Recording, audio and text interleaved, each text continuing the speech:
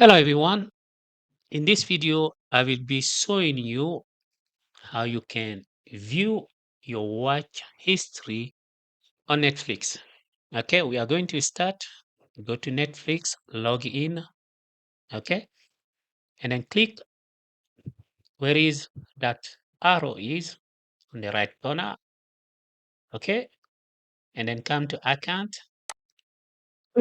scroll down, okay. So from here, you are going to choose the account that you want to see your view history. So I'm gonna choose this one here. Okay. When you're done, you click on this arrow, this one here. Okay, scroll down. And then from here, you click view activity. Click. Okay. So those are my view activity here. As you can see here. So I watched this video, this movie today. Okay. And I watched this one yesterday.